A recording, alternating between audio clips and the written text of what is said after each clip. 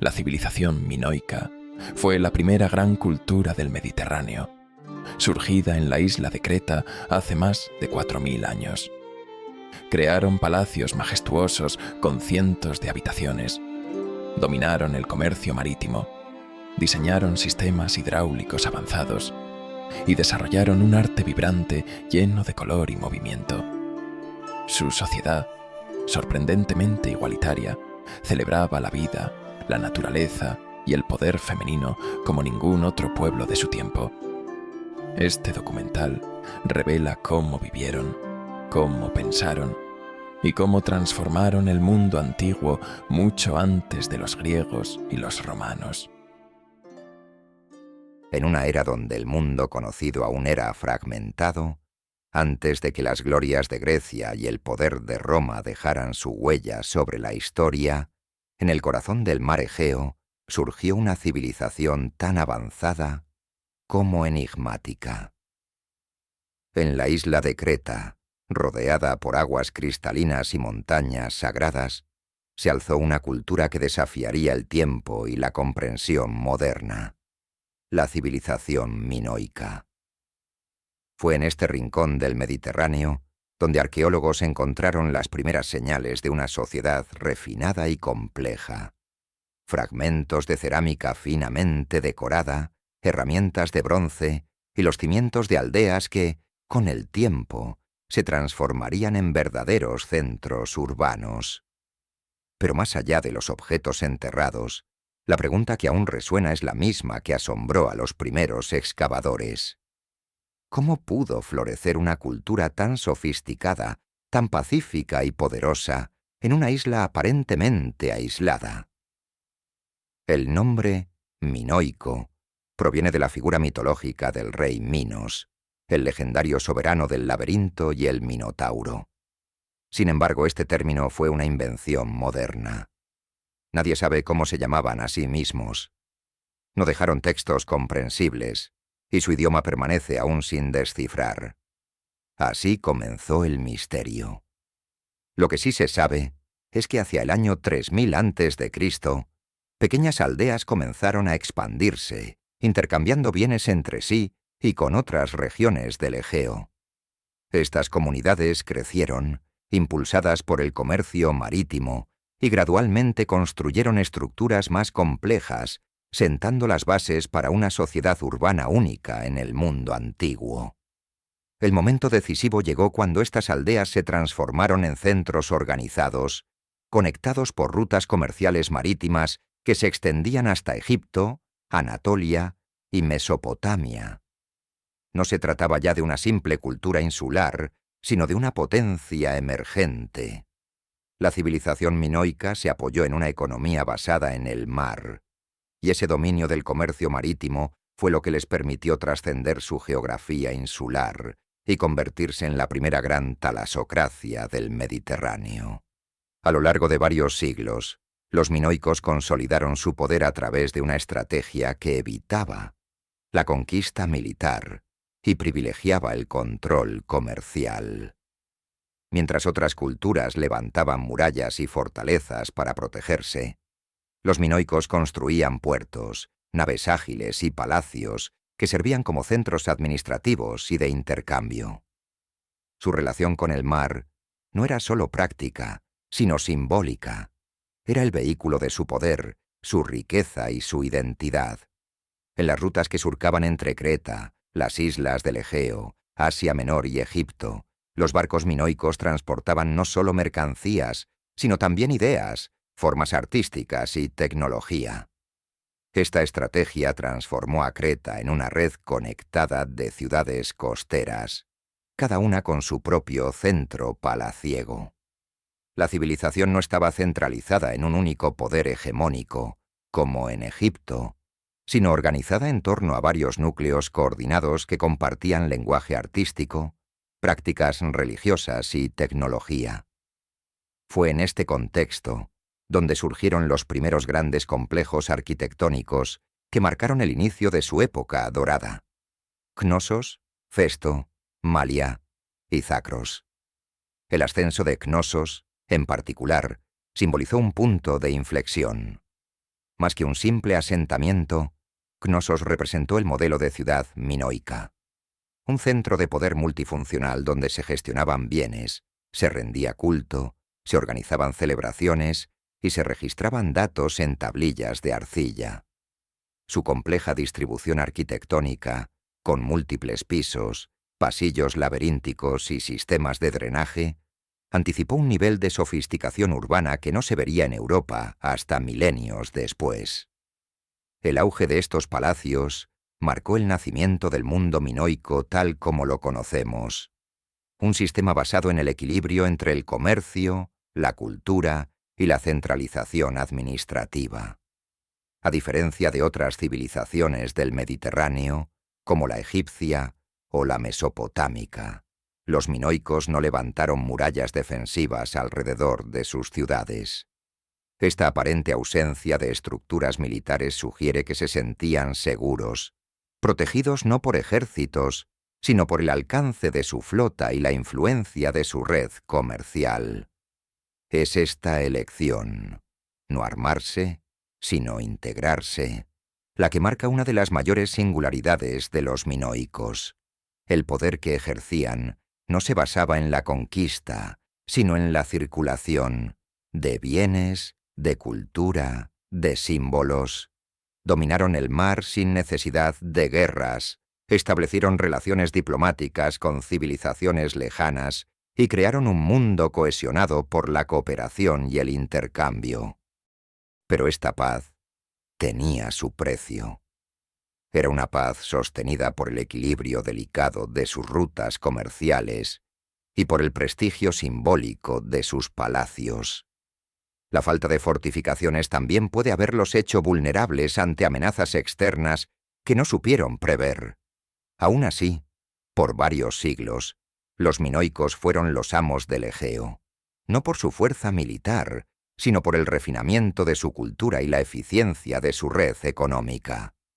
Así, el esplendor de los minoicos nos deja una reflexión profunda. Una civilización puede alcanzar la grandeza no solo por el poder de las armas, sino por la fuerza de su visión, su arte y su capacidad de conectarse con el mundo. Sin embargo, esa misma red que les dio vida sería, algún día, la que los arrastraría al olvido. Porque en el corazón de su historia brilla también el germen del misterio. ¿Cómo pudo una civilización tan avanzada desaparecer casi sin dejar rastro? Recorrer hoy las ruinas del palacio de Cnosos es entrar en un espacio que parece más salido de un sueño que de la historia. Columnas rojas invertidas, patios extensos, escaleras que se entrecruzan como si guiaran a otro mundo, frescos que aún conservan sus colores tras milenios. Aquí, entre paredes decoradas con delfines, taurocatapsias y procesiones rituales, el visitante moderno no solo observa ruinas, vislumbra una forma de vida que, en su tiempo, fue sin igual en Europa. Cnosos fue mucho más que una construcción monumental. Fue el corazón palpitante de una sociedad compleja, refinada y profundamente simbólica. Cuando los arqueólogos británicos descubrieron sus restos a principios del siglo XX, comprendieron de inmediato que se hallaban ante algo excepcional. A diferencia de los templos egipcios o las fortalezas mesopotámicas, el palacio minoico no estaba pensado como una estructura de dominación ni como un sepulcro sagrado. Era, en cambio, un centro administrativo, político, ceremonial y comercial. Una ciudad-palacio, donde lo cotidiano y lo sagrado se entrelazaban con armonía. Cnosos no fue el único. Festo, Malía y Zacros replicaron esta fórmula arquitectónica, transformando la isla de Creta en una constelación de centros palaciegos interconectados, cada uno con sus funciones específicas, pero unidos por una estética común, una organización social compartida y una cosmovisión profundamente integrada. El punto de no retorno en la evolución minoica fue la construcción sistemática de estos palacios, que simbolizaron no solo el dominio territorial, sino una nueva forma de concebir el poder, descentralizado, ritual, refinado y vinculado a la vida misma. En ellos se administraban los productos del comercio, se realizaban rituales religiosos, se organizaban celebraciones públicas y se almacenaban los registros de la civilización. La sofisticación arquitectónica revelaba una mentalidad altamente organizada, abierta a la innovación y dedicada al equilibrio entre función, estética y espiritualidad. Los palacios minoicos, construidos con piedra caliza local, madera y yeso, se desarrollaban en torno a patios centrales, alrededor de los cuales se distribuían salas, depósitos, corredores, escalinatas y espacios ceremoniales. Lo más llamativo es su arquitectura no defensiva, abierta al entorno, sin murallas ni estructuras militares, lo que refleja una mentalidad orientada al diálogo y a la vida cívica, más que al conflicto armado. La planificación arquitectónica incluía sistemas de drenaje pluvial, canales subterráneos, pozos de almacenamiento de agua y, en algunos casos, hasta rudimentarios inodoros de descarga. Esto anticipa una concepción de ciudad sorprendentemente moderna para su época. La vida cotidiana en el mundo minoico también reflejaba ese grado de complejidad y desarrollo. Las viviendas no palaciegas, aunque más modestas, contaban con múltiples niveles, hornos, talleres y almacenamiento agrícola. El comercio exterior, sustentado por la navegación, garantizaba la circulación de productos exóticos, desde marfil egipcio hasta piedras preciosas del Asia Menor. Esta conexión internacional alimentaba la riqueza material y simbólica de los palacios, donde no solo se gestionaba lo económico, sino que se articulaba una forma de vivir basada en la armonía entre los hombres, la naturaleza y los dioses.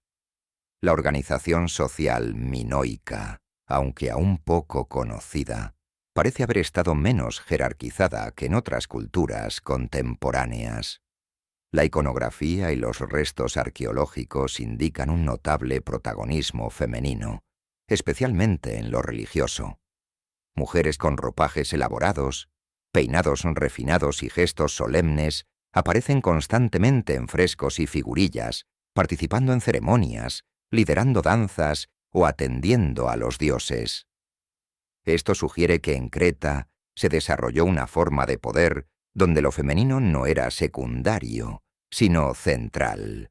Una civilización donde la mujer no solo habitaba el espacio privado, sino que también dirigía el espacio público. El arte, reflejo de esta sociedad, era colorido, dinámico y sorprendentemente naturalista. Los frescos, cerámicas, joyas y esculturas muestran animales marinos, flores, escenas deportivas, procesiones y bailes. Todo sugiere una cultura vitalista, profundamente conectada con el entorno, que no temía representar el cuerpo humano ni celebrar el placer de los sentidos. La vestimenta era elaborada, sensual y simbólicamente cargada. Las figuras humanas, tanto masculinas como femeninas, eran representadas con cinturas estrechas, torsos al descubierto y movimientos gráciles. La estética no era solo decorativa, era una declaración de identidad cultural.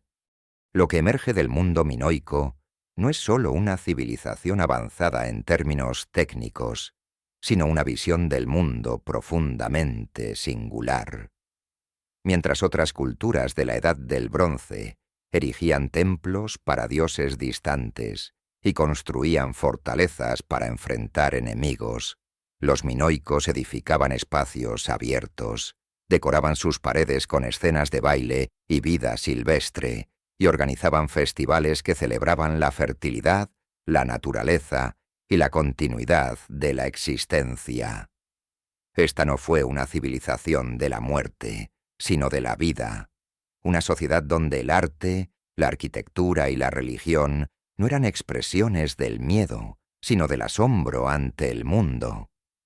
La revelación última es que los minoicos construyeron un modo de vida radicalmente distinto al de sus contemporáneos.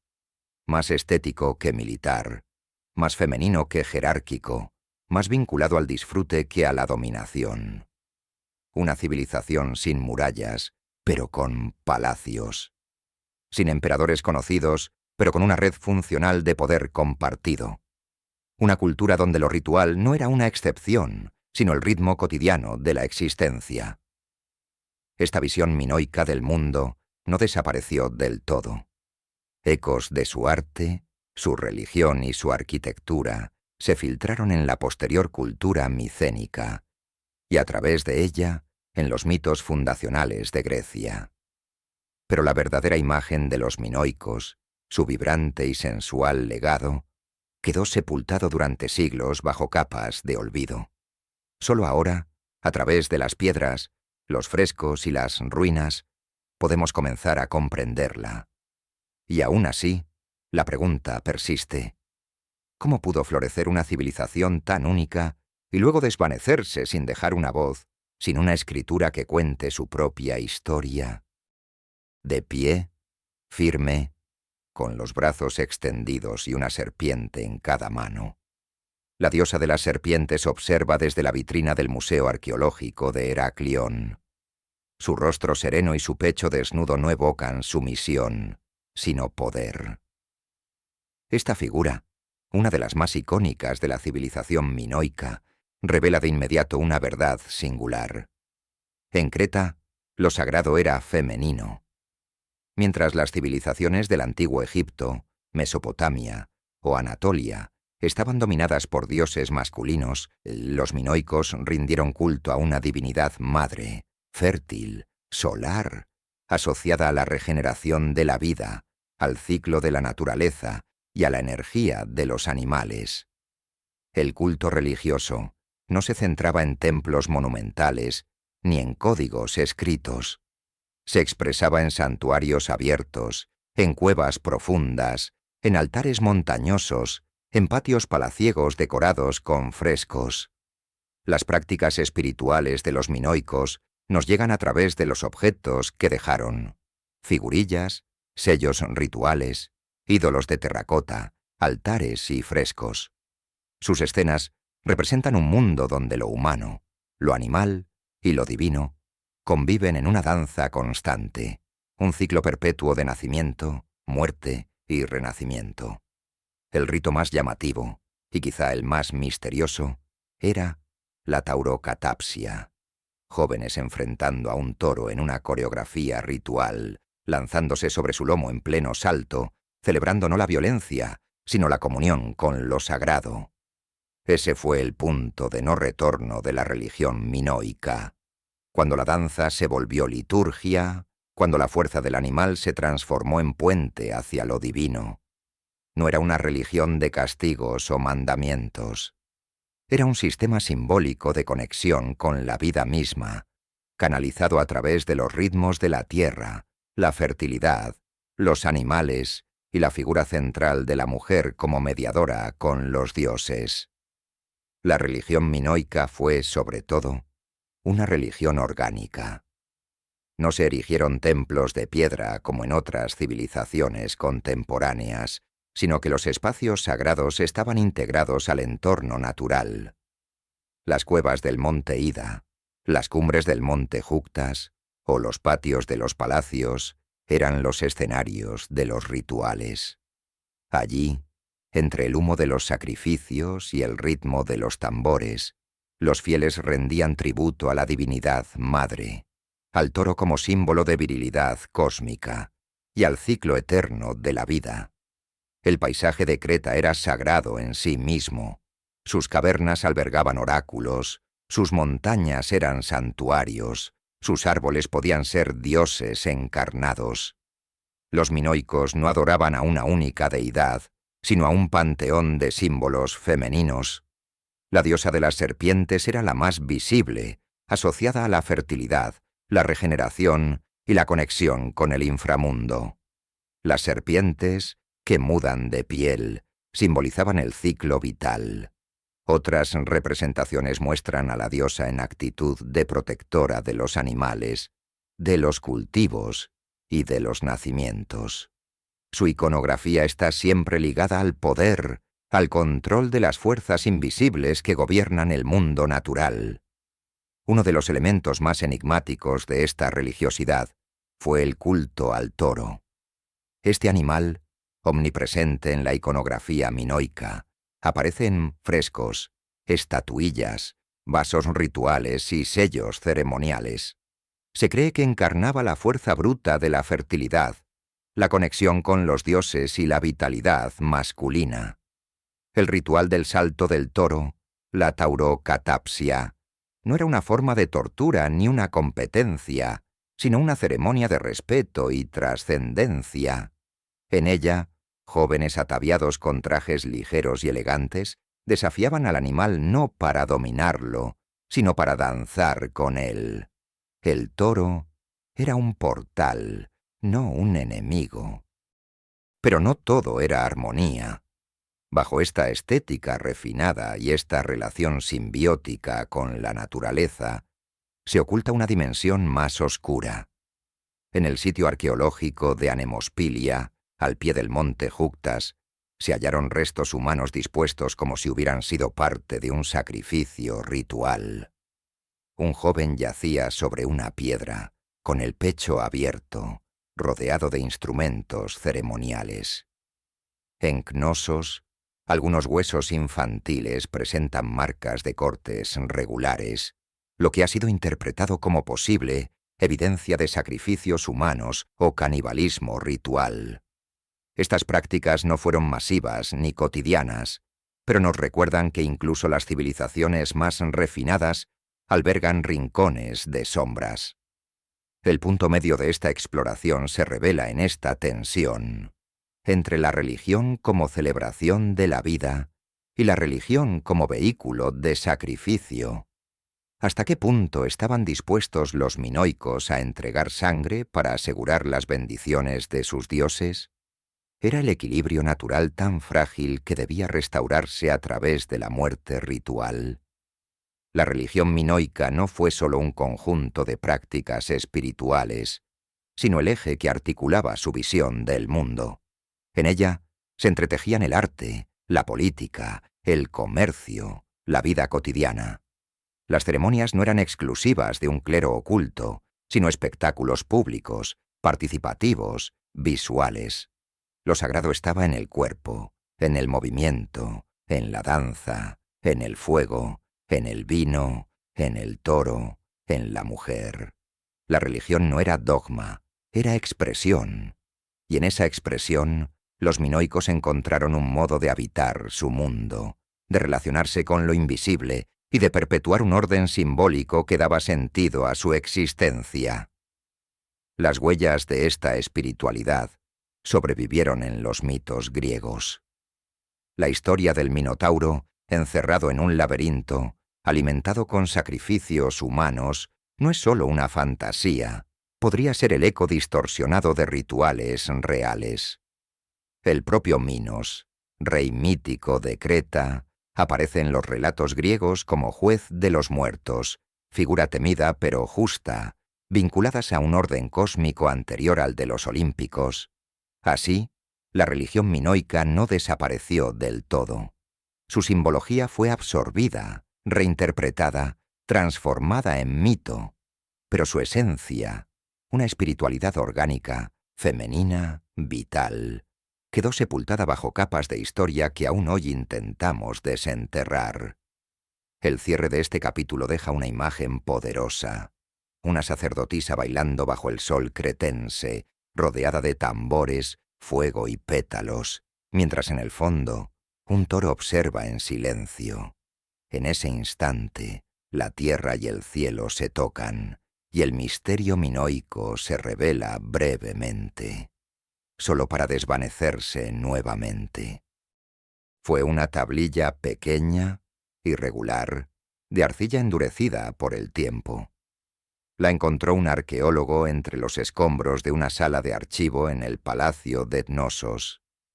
Su superficie estaba cubierta por símbolos minúsculos, líneas rectas, figuras humanas esquemáticas, trazos curvos que no correspondían a ningún alfabeto conocido. Aquellos signos Parecían contar algo importante, una orden, un himno, un inventario, un ritual, tal vez, pero nadie, ni entonces ni ahora, ha podido leerlos. Ese fragmento, apenas más grande que una mano, no era una excepción. Centenares, acaso miles de tablillas similares han sido halladas en los sitios palaciegos minoicos. Su contenido permanece en silencio. ¿Qué ocurre cuando una civilización desarrollada, con palacios, leyes, comercio y religión, no puede ser entendida por los que vienen después? Esa es la paradoja minoica. Una cultura con escritura, pero sin voz. Sus signos nos llegan como ecos de una lengua extinta, escrita con precisión, pero hablada por nadie desde hace más de 3000 años. El punto de no retorno se sitúa en el momento en que la arqueología moderna toma conciencia de esta barrera. Los minoicos nos dejaron su mensaje, pero no la llave para descifrarlo. Los minoicos emplearon al menos 2 sistemas de escritura distintos. El primero, cronológicamente, es el llamado jeroglífico cretense, usado principalmente en sellos, anillos y objetos rituales. Aunque recuerda superficialmente a los jeroglíficos egipcios, no está relacionado con ellos. Esta escritura es aún más enigmática por su brevedad y rareza. Su función pudo haber sido simbólica, religiosa o administrativa, pero sin textos extensos, sigue siendo un enigma decorativo más que narrativo. El segundo sistema, más conocido y extendido, es el lineal A. Este se encuentra sobre todo en tablillas de arcilla, vasijas y objetos de archivo en los principales palacios de Creta. Su trazo es claro, repetitivo, organizado. Se sabe que fue una escritura funcional, utilizada para llevar registros económicos, listas de bienes y ofrendas, movimientos de productos y personas. Sin embargo, a pesar de que ha sido estudiado intensamente desde el siglo XX, el lineal A aún no ha sido descifrado. A diferencia del lineal B, utilizado por los micénicos y descifrado en los años 50 como una forma temprana del griego, el lineal A no guarda relación lingüística conocida con ningún idioma posterior. Esto ha dado paso a múltiples teorías. Algunos creen que el idioma minoico pertenece a una familia lingüística completamente desaparecida. Otros sugieren que podría estar emparentado con lenguas anatolias, caucásicas o incluso afroasiáticas. Hay quienes proponen conexiones con el eteo, con el sumerio o con lenguas extintas del Mediterráneo oriental. Sin embargo, todas estas hipótesis carecen de pruebas sólidas. El hecho esencial es este: la lengua minoica sigue sin ser comprendida, y con ella, buena parte de su historia permanece en las sombras. Las tablillas de lineal A, en su mayoría encontradas en archivos palaciegos, muestran que los minoicos no solo sabían escribir, sino que tenían una administración avanzada. Registraban bienes, impuestos, tributos, rituales y repartos económicos. Esto indica una sociedad organizada, con un sistema burocrático complejo. Sin embargo, no se han encontrado textos literarios, épicos o filosóficos. Puede que nunca hayan existido. O puede que se hayan perdido en incendios, terremotos o en el colapso mismo de su civilización. El punto medio de esta historia es dolorosamente claro. Poseemos las palabras, pero no su significado. La cultura minoica nos habla desde el pasado con claridad estructural, pero sin contenido legible. Es como ver la partitura de una sinfonía sin conocer el sistema musical con el que fue escrita. Sabemos que hay un mensaje, pero no podemos escucharlo. Este silencio forzado ha generado una de las preguntas más inquietantes de la arqueología. ¿Cuánta sabiduría se ha perdido junto con los signos del lineal A? ¿Qué creencias, qué nombres, qué himnos, qué historias y mitos han quedado atrapados en esas tablillas, incapaces de ser compartidos? La escritura minoica Al no haber sido adoptada por civilizaciones posteriores, cayó en el olvido sin descendencia. No se transformó, no evolucionó, no fue heredada. Simplemente desapareció. Es uno de los pocos casos en que una escritura sistemática muere sin dejar rastro alguno en los idiomas conocidos. Esta desaparición nos recuerda que el conocimiento humano no es lineal ni eterno. Puede perderse, puede ser borrado.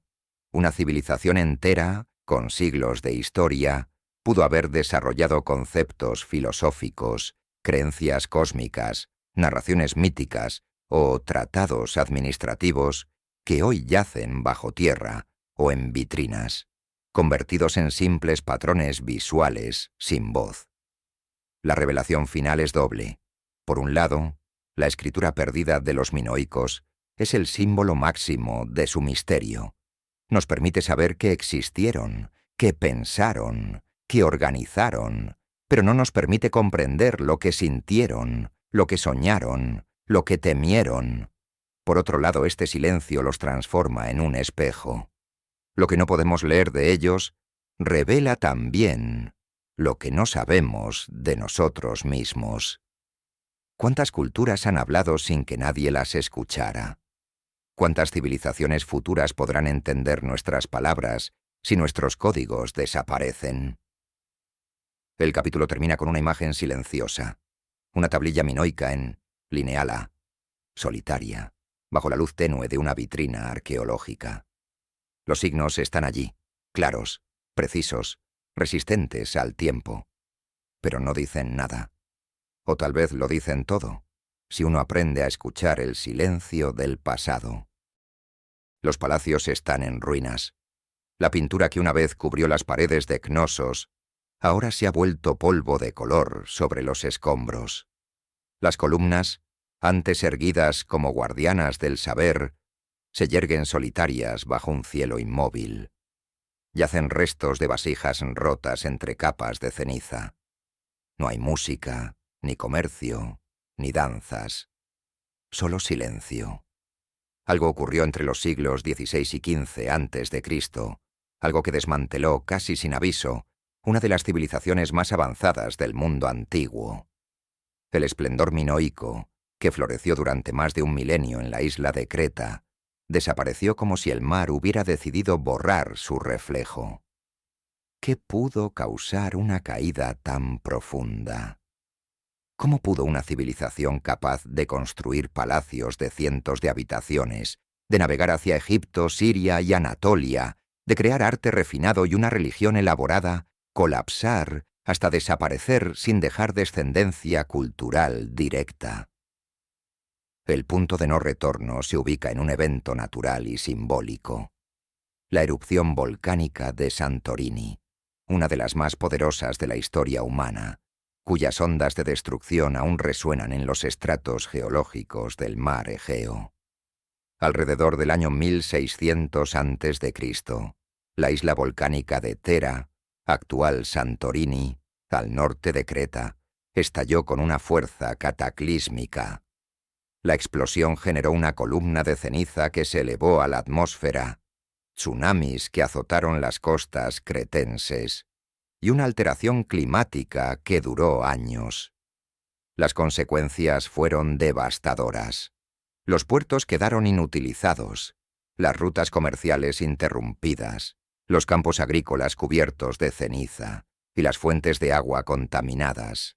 El corazón económico y simbólico del mundo minoico, basado en la estabilidad marítima, fue golpeado en su raíz. Pero el desastre natural no fue el único factor. A medida que la isla trataba de reconstruirse, llegaron nuevos actores al escenario: los micénicos, una cultura guerrera originaria del continente griego. Aprovechando la debilidad minoica, los micénicos invadieron Creta hacia el 1450 a.C. No destruyeron todo, pero tomaron el control. Ocupaban los palacios, utilizaban sus sistemas de escritura, adaptando el lineal A al lineal B, ya descifrado como una forma arcaica de griego. y asimilaron muchos aspectos culturales, especialmente los religiosos y administrativos, pero lo hicieron desde fuera. La élite minoica desapareció. Su lengua se extinguió. Su identidad se diluyó. A estos eventos se suman factores como el cambio climático, con sequías prolongadas que afectaron la producción agrícola, y terremotos, frecuentes en la zona, que arrasaron estructuras ya debilitadas. La civilización minoica no cayó de golpe, sino por una serie de golpes acumulativos. Su sistema, basado en la centralización palaciega, no resistió tantos colapsos simultáneos. El punto medio de esta tragedia histórica es revelador. No fue una sola causa, sino una sinfonía de crisis lo que quebró a los minoicos. La combinación de desastre natural, debilidad política, invasión externa y cambios ambientales creó un colapso sistémico. Los palacios fueron abandonados, los archivos quedaron sin actualizar, y las festividades religiosas se detuvieron. Y con ese silencio se apagó también la voz de una civilización. Pero aunque desaparecieron de la historia política, los minoicos no se esfumaron por completo. Su legado siguió latiendo bajo otras formas. Los micénicos heredaron su arquitectura, su iconografía, parte de sus ritos. Los griegos posteriores conservaron ecos de sus mitos: el laberinto, el minotauro, Ariadna, Dédalo. La idea misma de Creta como cuna de lo enigmático perduró. Incluso en el mundo moderno, el redescubrimiento de Cnosos a fines del siglo XIX devolvió a los minoicos al mapa de la historia antigua, colocándolos como precursores de la civilización europea. Y sin embargo, algo se perdió para siempre: su lengua, sus canciones, sus pensamientos más profundos, sus sueños y sus temores. Todo lo que estaba escrito en el lineal A y que nunca pudimos leer. Todo lo que ardió con Santorini. Todo lo que se deshizo bajo el polvo de siglos de olvido. La revelación final es doble. Los minoicos fueron la cuna de una cultura refinada, sensual, marítima, profundamente espiritual, y también el ejemplo perfecto de cómo incluso las civilizaciones más avanzadas pueden desmoronarse ante fuerzas más grandes que su voluntad. En su desaparición hay una advertencia: ninguna cultura es inmune al tiempo, ningún esplendor es eterno. El capítulo termina, y con él, este documental, con una imagen que condensa todo su legado. Un fresco minoico semidestruido, donde aún se distingue una figura danzante. La pintura está rota, las líneas son borrosas, pero la postura del cuerpo aún transmite vida. En ese fragmento olvidado, la civilización minoica sigue respirando. No con palabras, sino con símbolos. No con poder, sino con belleza.